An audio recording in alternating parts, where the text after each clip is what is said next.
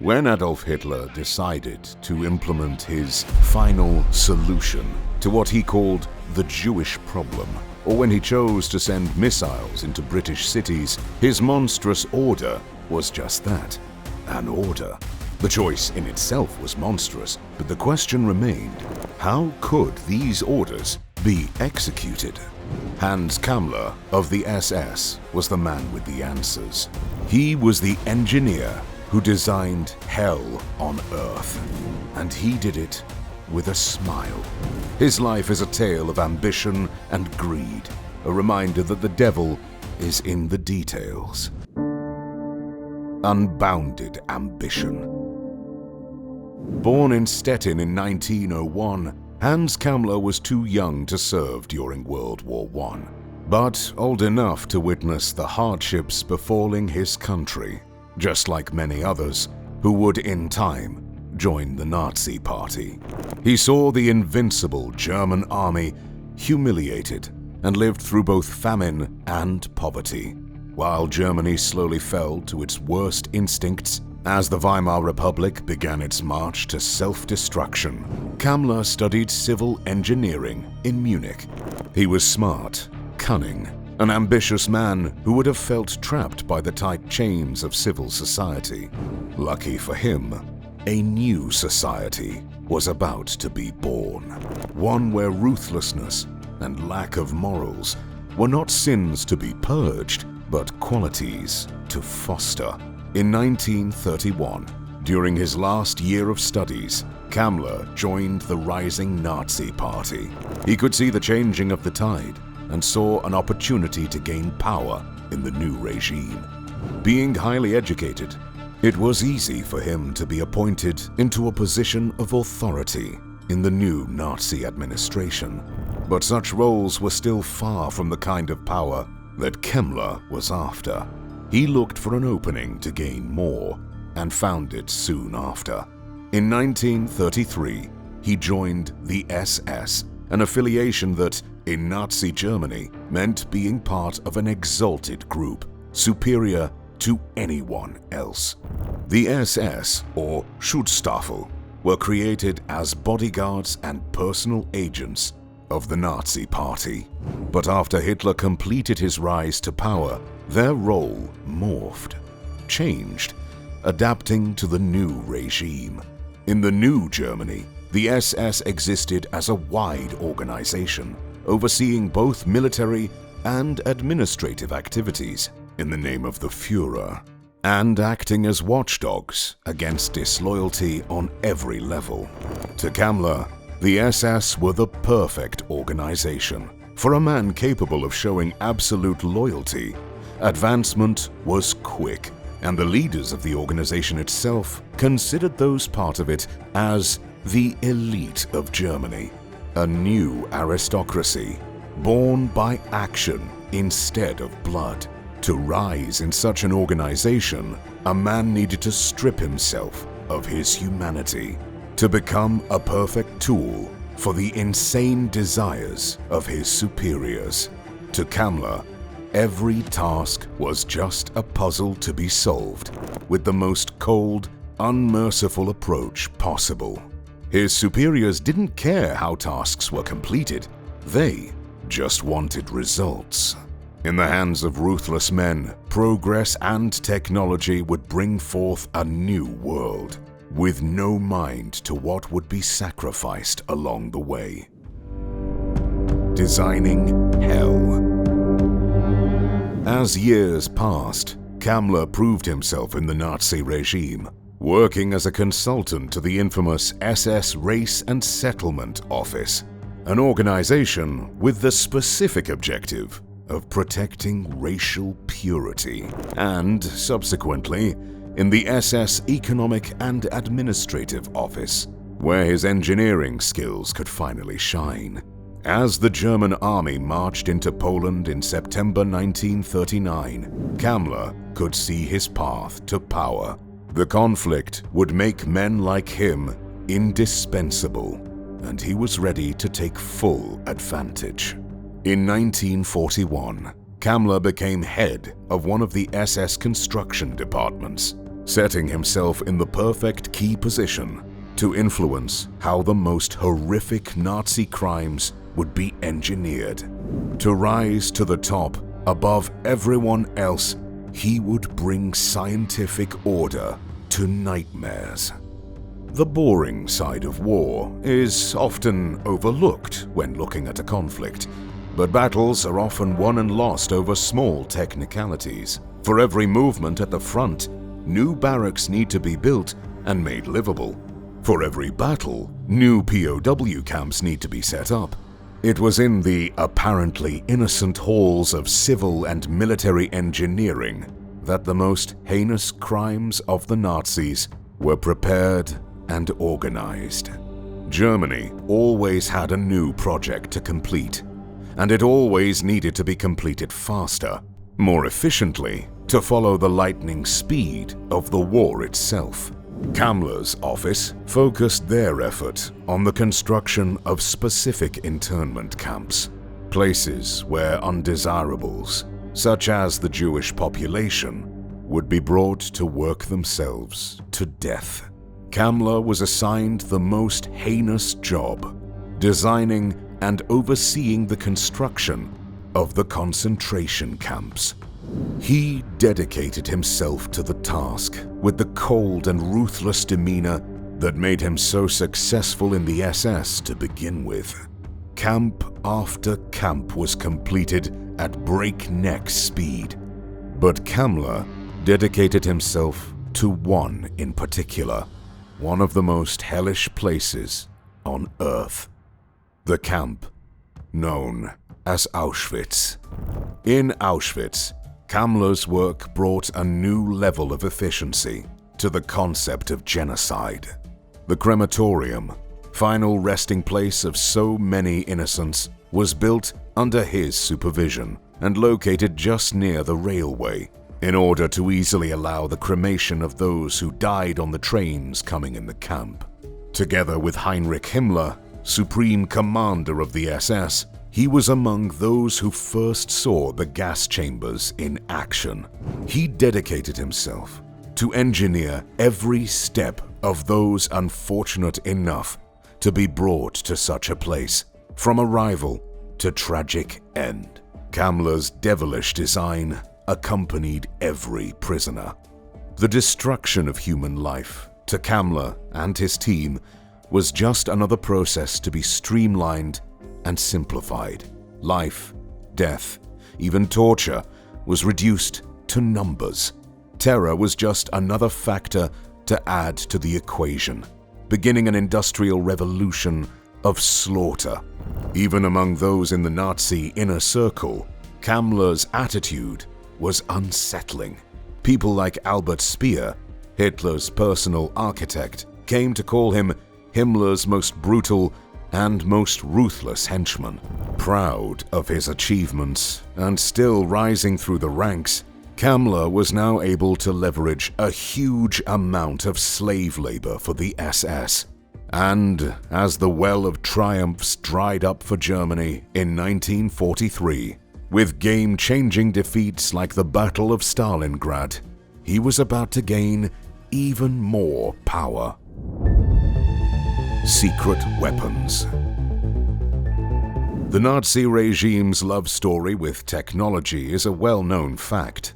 Hitler, just as many among his inner circle, firmly believed that new weapons could solve any military problem, a belief that led him into founding a number of secret weapons projects through the Ministry of Armaments and War Production, led by Albert Speer since 1942. One of these weapons was the V-2 rocket, ballistic missiles that were being prepared for a devastating campaign of destruction against England. Work on these secret weapons was considered an absolute priority. But under the rising pressure of massive strategic bombings by the Allies during 1943, maintaining these chains of production was becoming difficult. Speer's idea was to move the rocket factory to a site that the Allies could not bomb, an underground facility. Having to complete such an incredible building project on a timetable fast enough to have it operational before the end of the war, required a huge pool of workers and the absolute will to do anything to avoid delays. Kammler was the man for the job. Slaves were immediately brought from various concentration camps and forced to work on the project with little to no attention to safety protocols.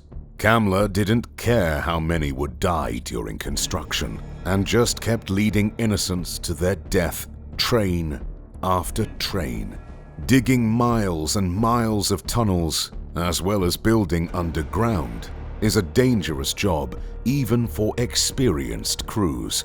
But losing workers was not something the Nazis cared about.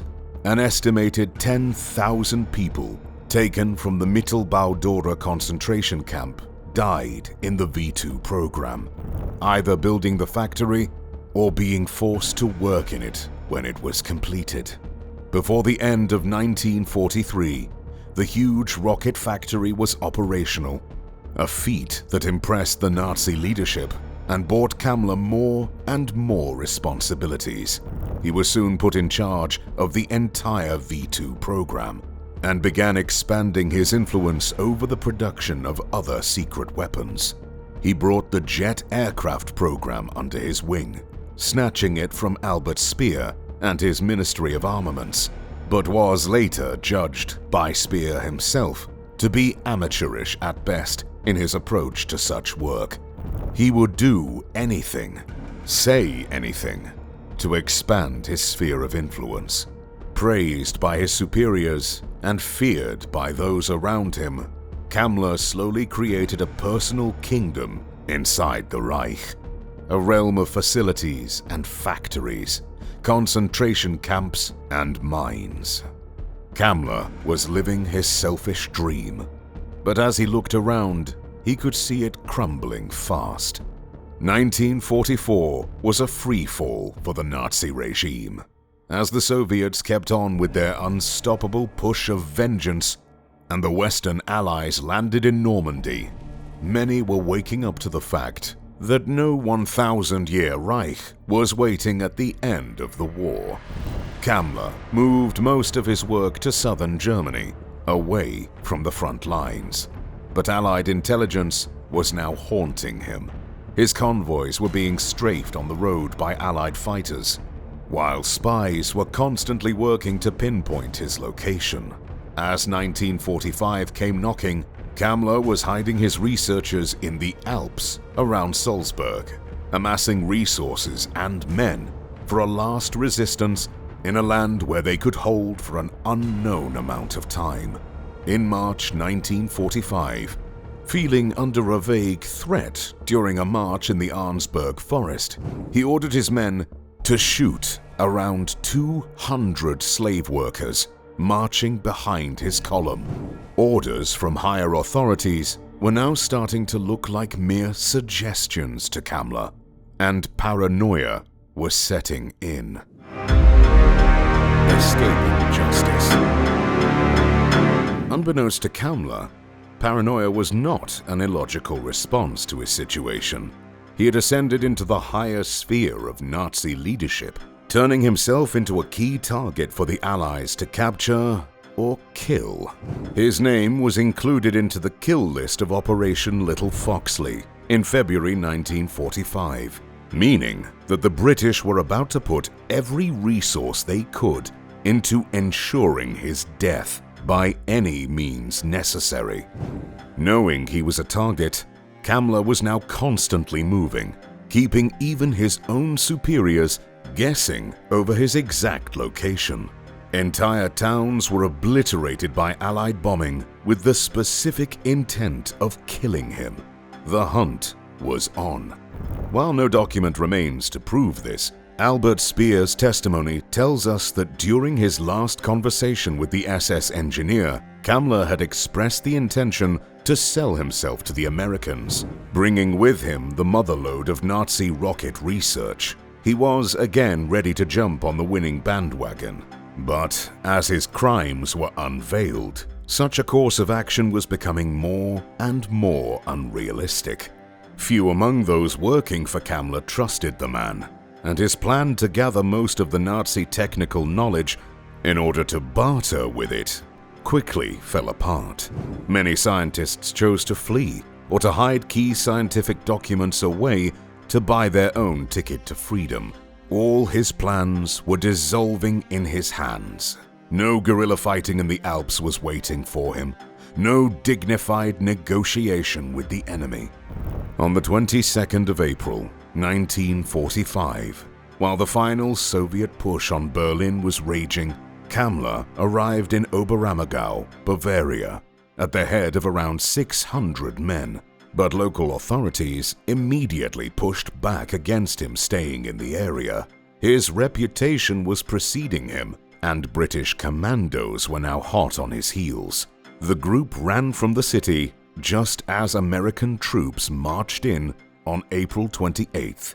Time was up. A final message from Kammler was intercepted by British intelligence on May the 7th, when he disappeared from history. What happened during those final days is a mystery, as if Kammler walked away from reality and truly became a monster of legend. How a monster dies. The search for Kammler kept going after the war.